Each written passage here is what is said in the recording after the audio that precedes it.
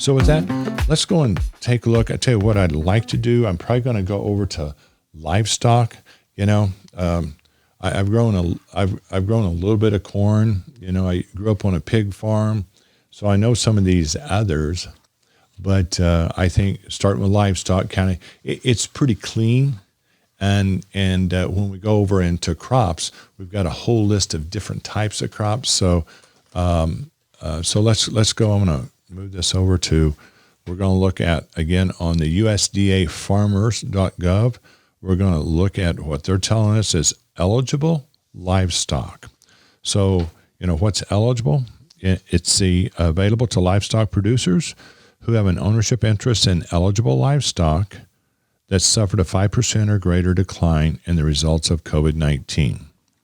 So, and this could be, again, from unexpected surplus or disrupted market. And again, a good example because it's been on the news. And again, part of the reason why I'm doing this one first is, we've seen in South Dakota where whatever it's 500, 600, 700 people, they literally shut down. Wow.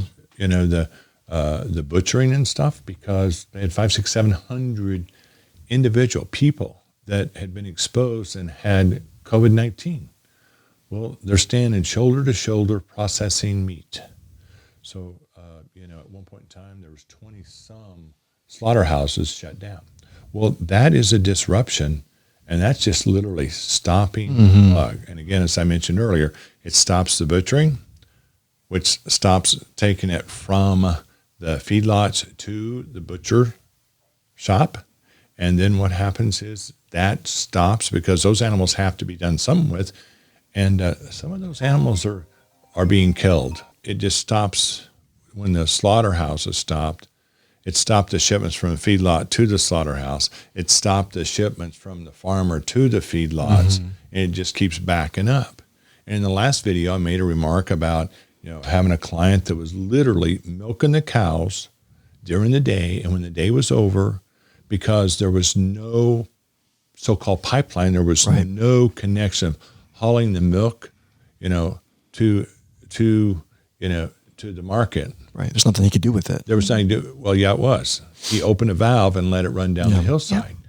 So, and people don't understand this. Well, you've got to realize this whole food chain is just as important as healthcare, because if you can't get the food there, then what happens is we got another issue. So the sad thing is the food cost is going up, and yet milk's being poured down the hillside. Animals are being put to sleep. So much waste. And part of this program is actually reimbursing for proper disposal of animals that should really be on the tables, because we got people in this country that are starving. Yeah, we've got friends in the city who can't find enough food, and we've got farmers who can't sell any other animals or crops or milk or anything like that. So the thing about it is that this process is just as critical, and this is essential. And these people, slaughterhouse is a great example. But, I can't shelter down. It was winter. I can't shelter down because I'm to stay home. Those cows have to have hay. There's no grass here. Okay. So I have to have hay. I have to have feed. I have to go to the feed store. I have to be exposed. So that is part of the front line of this country. So what happened is that all got stopped. So that's kind of a little background on why this relief. But I can tell you personally, and I can tell you from, now I'm going to switch gears. I'm going to switch from being a farmer and being a CPA, a local CPA in a town of about 20,000 in the Ozarks. And we probably have 400 or 500 farmers from small to large, but they're all feeling the pain, because they've got loans, and the banks have been very good about working with the farmers. I can say that. I think that's been very good. But the thing about it is I've got people that are like, am I going to survive? Mm-hmm. This is a help. This is almost like a shot in the arm to get through the next few weeks. But when we get to some of this, whenever I've got a cow out there, and when we get to the cattle part, and I get $33 for the loss for the year, do you know what a bale of hay costs? Do you know what that carrying costs to own the land, et cetera? That $33 is probably helping me out for about 7 to 10 days of my total cost. That's truly, I do numbers for farmers. And so we appreciate what we're getting, but don't, when somebody says, well, look at this big number. Mm-hmm. If I've got 500 cow-calf pairs, right now, spring calving, if I got 500 cows, I've got 500 calves. I got 1,000 mouths to feed. And somebody goes, oh, here's 10,000 or here's 20,000. Mm-hmm. My feed bill in January, just the supplements to the hay, was running about $2,000 a week. So that gives you kind of an idea. So let's go on ahead and look at eligible livestock. And as I scan down through here, I first want to look at what qualifies. And so you see here on the screen, under the area of livestock, it's cattle, hogs, and sheep.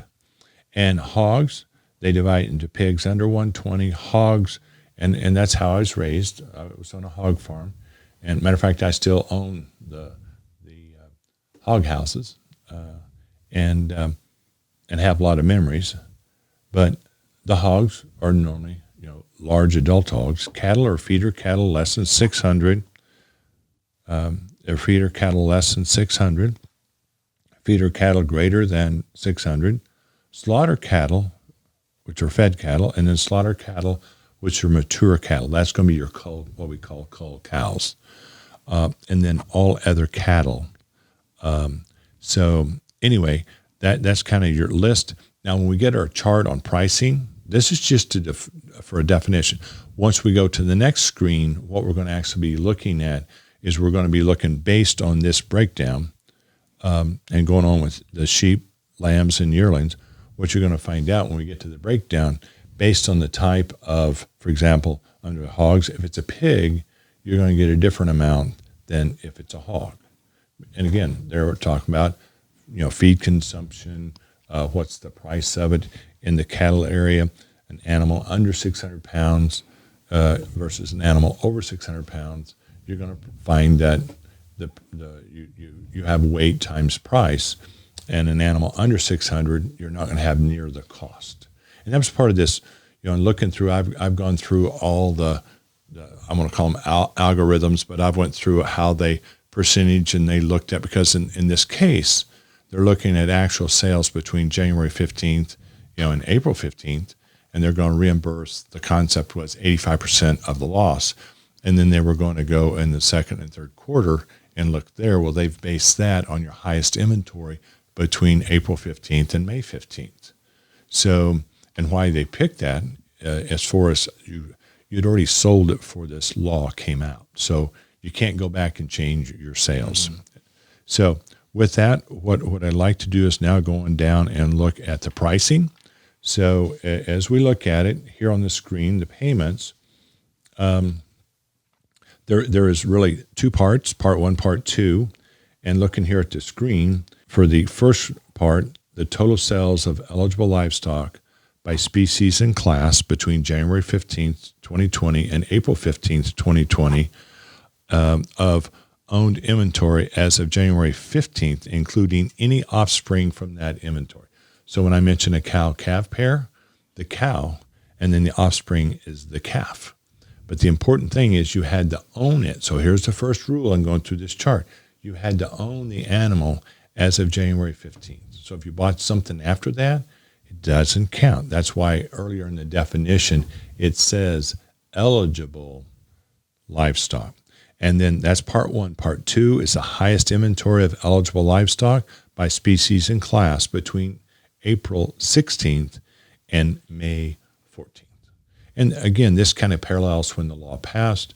They're going to give you more money based on what has happened historically, and we're going to see that in the chart. So this, So this part one payment, that's going to be that 85% of what you've sold, correct? Yes, that's right. It's 85% of the estimated loss. Yeah, the estimated loss. And the thing I liked about what they did here, because because at first we were thinking, do you have to go in with your sales receipts, and then they figured the differential between a market price and what you sold for. And that would be a little bit more accurate, but the cost of doing that would drive the cost of the program so high of all the additional work. So again, that's where what they came out with these prices. We're going to go through them. Please don't try to memorize them. They're here on the screen. I'm not going to go through every number through this presentation. I'm going to pick certain areas as examples. And again, the livestock, I'm kind of using it as a focus because, again, it's related to what we've been seeing on the news.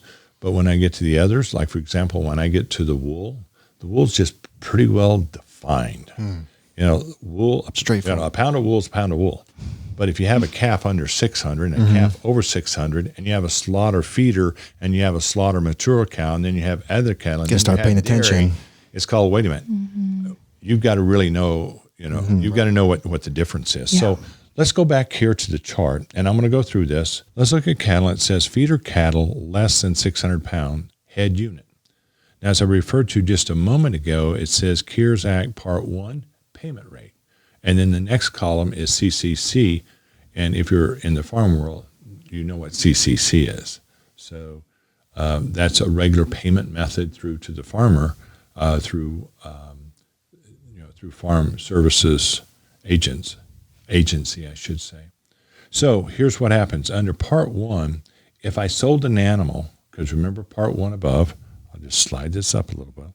Part 1 was between January 15th and April 15th of this year.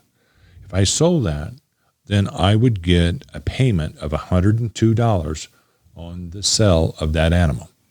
Now, so let's say I had 20 feeder cattle that was less than 600 pounds, and I sold 10 of them during the period, and I kept 10 of them.